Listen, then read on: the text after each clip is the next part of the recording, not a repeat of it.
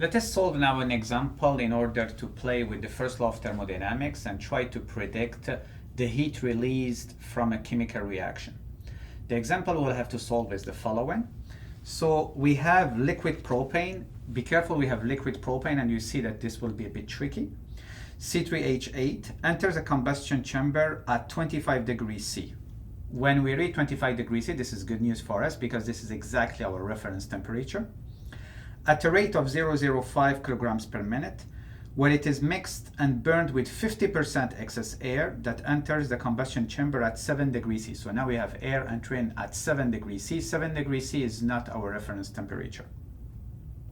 An analysis of the combustion gases reveals that the hydrogen, so the hydrogen that we have in the fuel, burns to H2O, so all the hydrogen goes to H2O, but only 90% of the carbon coming from C3H8, burns to CO2. 90% goes to CO2, and the remaining 10% goes to form CO. Now, if the exit temperature of the combustion gases is 1500 Kelvin, so this is the temperature at the exit, what we have to determine, the mass flow rate of air, so how much air we are providing, and B, the rate of heat transfer from the combustion chamber, our Q dot, if you will. So let's get started. So we are solving an example on applying the first law of thermodynamics to chemical reaction and combustion. The first thing to do is let's sketch our problem. This will represent our combustion chamber. And what do we have? We have at the inlet, we have our fuel, C3H8, and it's in a liquid phase. What do we know also about the fuel? We know that the temperature is 25 degrees C, and its mass flow rate, m dot F, is equal to 0.05 kilograms per minute. Our air now enters the combustion chamber at a different temperature, at 7 degrees C. At the exit of our combustion chamber, we have our products, and the products are at 1500 Kelvin, and the products that we are having are H2O, CO2. We know that 10% goes to CO. Since we are using excess air, we will have extra oxygen, and we have nitrogen. And we are asked to get the mass flow rate of air and our Q dot out. Okay, so this is the heat release from our chemical reaction. So the first thing we'll have to get is the mass flow rate of air. So A, mass flow rate of air. So the most important step when you are dealing with chemical reaction and combustion is to start by writing our chemical reaction and balance it. I like to start with 100% theoretical air, and then I will be rewriting the equation, the chemical reaction, with our excess air. So for 100% theoretical air,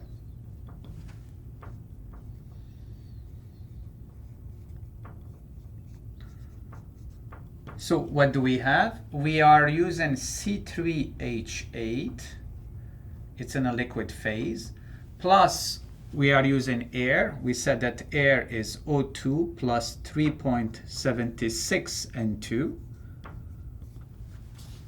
And this will give us complete combustion with 100% theoretical air. This will give us CO2 plus H2O plus N2, okay? We'll balance the equation. So here we have 3 carbons, we have 8 hydrogen, so this gives us 4 here. We have then 10 oxygen, so this is give us 5, and here we have 18.8, okay? Then, so this is the first step. Now for 50% excess air. So basically this is the actual chemical reaction with the 50% excess air. You remember that 50% excess air means 150% theoretical air. Theoretical air. So basically for us, what we will be doing, we'll be multiplying here this time by 1.5, and we will know that we will have extra oxygen at in the products, and then we have to rebalance our equation. So C3H8 now, liquid, plus, it's here where I will be plugging my excess air, 1.5, because it's 50%, cross the rest, 5, the same as the values we have with our theoretical air, O2 plus 3.76 N2.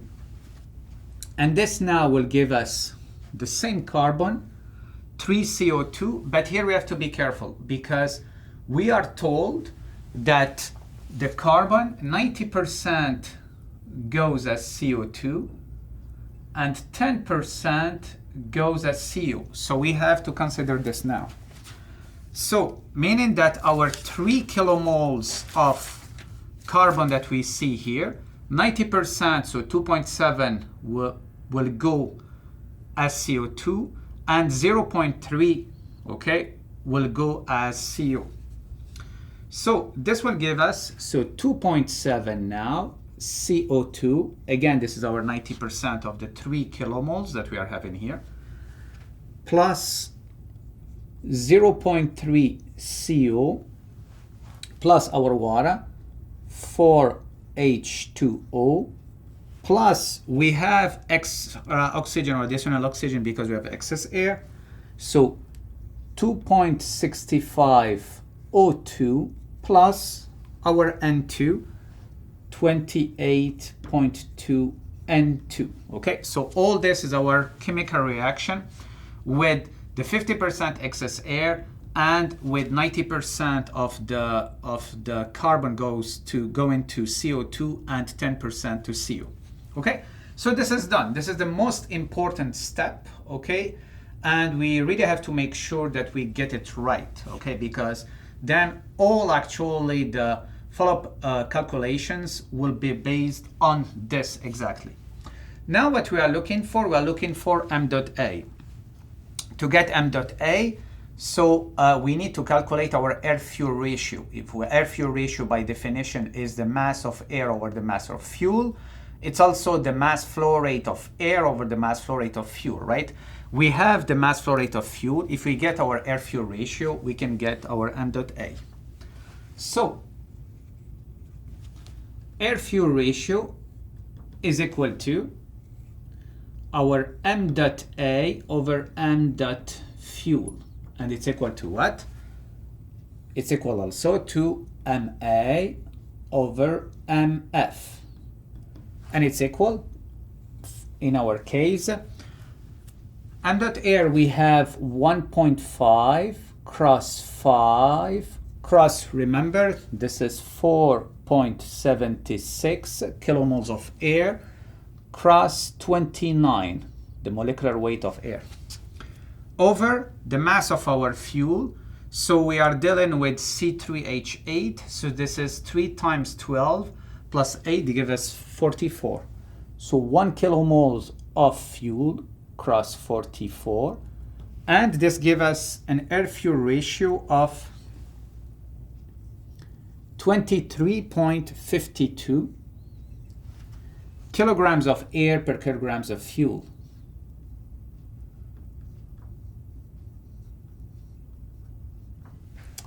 So now, since we also have by definition the air-fuel ratio is equal M dot A over M dot F, then we can write that M dot A is simply equal to what? To our air-fuel ratio that we calculated cross M dot F, and it's equal to what? Here is our air-fuel ratio, 23.52 cross, do we know the mass flow rate of fuel? We do. It's exactly here. 0.05 kilograms of fuel per minute. And this will give us a value of 1.176 kilograms of air per minute. This means that for this chemical reaction, if you are bringing a mass flow rate of fuel of 0.05 kilograms per minute, you have to provide at the same time 1.176 kilograms of air per minute. The second thing we are asked to get is the rate of heat transfer. So B, the rate of heat transfer.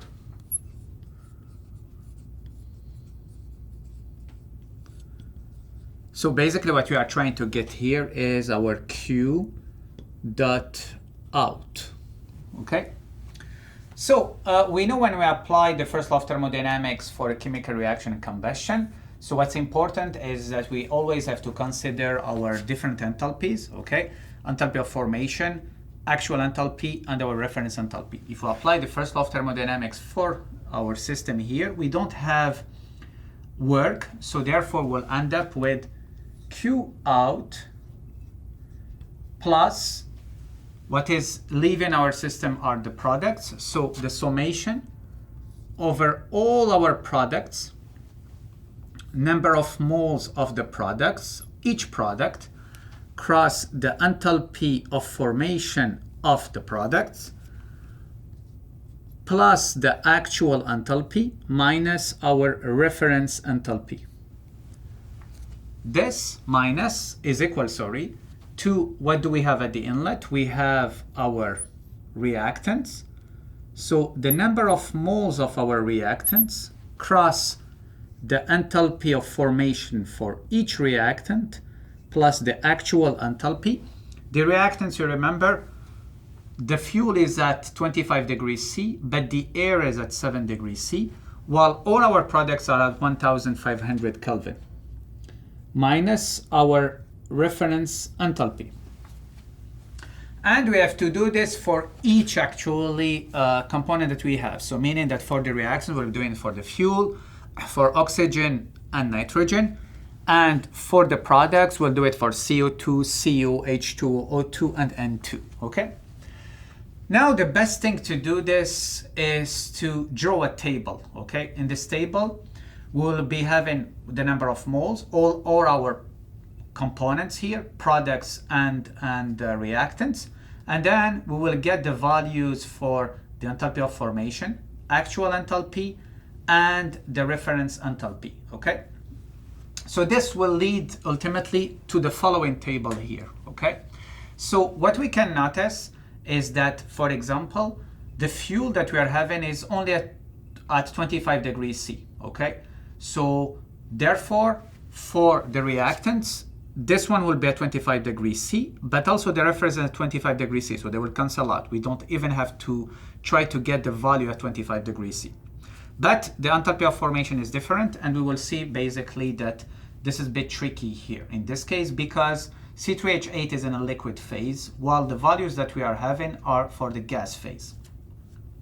Now we have other conditions where, for example, for oxygen now is present both in the products and in the reactants, okay? So we have oxygen at 7 degrees C in the reactants. We have also to report our oxygen, the reference value for oxygen at 25 degrees C. The enthalpy of formation of oxygen is 0.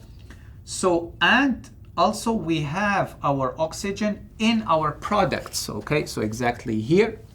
So therefore, what we have to do, we have also to report the enthalpy of oxygen at 1500 Kelvin, okay? What I will do, I will just show you for one row, okay, and explain it. And therefore, following this example here, you will see how we are actually filling up this table. So let's go, for example, with oxygen. So we have the substance is oxygen. What we need to know, the enthalpy of formation its enthalpy of formation is 0. The other thing, we have oxygen exists in the reactant at 7 degrees C. So we need to report the enthalpy at 7 degrees C or 280 Kelvin. And this is 8.150 kilojoules per kilomoles. You remember we get this from a table of oxygen. So basically this table here. And do we have oxygen also? So is oxygen, at the reference temperature? No. So therefore, we will have also to get the value of our reference temperature, 25 degrees C and 1 atmosphere Kelvin. And this actually will be 8682. Okay. Do we have oxygen at a different temperature? Yes, we do in the products. And now it's the enthalpy at a value of 1500 Kelvin. And the value for this will be 49292. Okay? And that's it. And then we will be doing the same thing for all of the rest. Okay?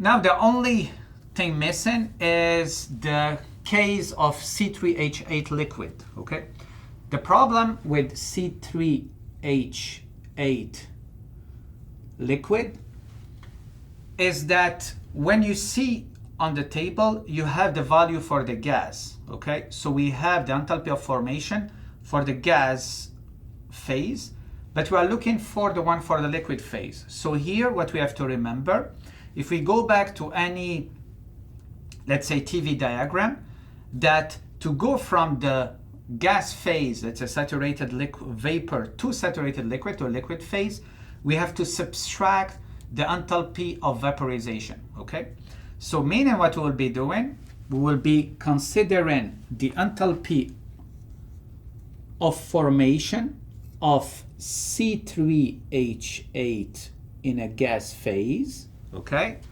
and then we subtract our enthalpy of vaporization. Okay, so basically we'll be subtracting our HFJ. Now the issue is that on the table we have it kilojoules per kilograms, while this one is a kilojoules per kilomoles. Okay, so what we have to do in this case, so we will have to multiply the value that we are getting from the table by the molecular weight of C3H8 to convert this from kilojoules by kilograms to kilojoules per kilomoles, and therefore we can apply it here. Okay, so this will give us that basically on the table we will have F C3H8 gas minus M cross HFJ. Okay, I don't put the bar because this one is reported in kilojoules per kilograms. Okay, so this one is from a table, the following table, and this one is from another table. Okay, so this table exactly. Okay, after actually we are done with all this, what we have to do is that we will have to apply this equation to all our reactants and products. Now I will just show you an example, let's say how to apply this. So meaning we can write Q out is equal to what? Okay, what do we have as our reactants? So we'll have Q out is equal the sum here over all the reactants minus the sum over all the products. What do we have in terms of reactants? We have 1 kilomoles of C3H8 cross the enthalpy of formation of C3H8 plus the actual enthalpy of C3H8 minus our reference enthalpy. And all this will be for C3H8 liquid. Okay, we have the value here, we calculated thanks to this, and luckily we have the fuel entering at the reference temperature, so the two will cancel out. plus how many kilomoles of oxygen do we have in the reactant, 7.5, cross the enthalpy of formation of oxygen, which is 0, plus the enthalpy, actual enthalpy, minus our reference enthalpy. All this now is for oxygen, but oxygen only in the reactants. So we know that the enthalpy of formation of oxygen is 0. And here basically it's a bit tricky because the actual enthalpy is at 280 Kelvin, while the reference enthalpy is at 298 Kelvin, okay? So we cannot cancel them. And then we do the same thing for our nitrogen. And finally, we have to subtract the values for our product. So now minus, for example, what is the number of moles of CO2? It's 2.7. Cross the enthalpy of formation of CO2 plus the actual enthalpy. This actual enthalpy is at 1500 Kelvin minus our reference enthalpy. So this will be for our CO2. This one is at 1500 Kelvin and this one is at 298 Kelvin, okay? And then we keep going, okay? Minus all the products, CO2, H2O, O2, and N2. After we sum up all our enthalpies for the products and for the reactants, we should get a value of Q, the heat out. I will call it Q bar because it will be in kilojoules per kilomoles of fuel, is equal to 364,168 kilojoules per kilomoles of what? Kilomoles of fuel. And our fuel is C3H8 liquid, okay? But we would like to get this in kilojoules per kilograms, then so that we can multiply this by our mass flow rate, which is in kilograms per minute, and then get the rate of heat released. So to convert this to kilojoules per kilograms, given as Q, will be equal to Q bar over our molecular weight. Okay, molecular weight is in kilograms per kilomoles, okay? And this will give us a value of 8,277. Now it's in kilojoules per kilograms of fuel. And now finally, we can get Q dot, which is equal to the mass flow rate of fuel cross Q. And this will be equal to our Q dot 005 kilograms per minute cross our Q, which is 8,277. And this will give us a value of 413.8 kilojoules per minute. And we convert this into kilojoules per second, giving us 6.89 kilojoules per second, or kilowatts. What does it mean? This means that our mass flow rate 0.05 kilograms per minute of fuel allow us to get 6.86 kilowatts of heat.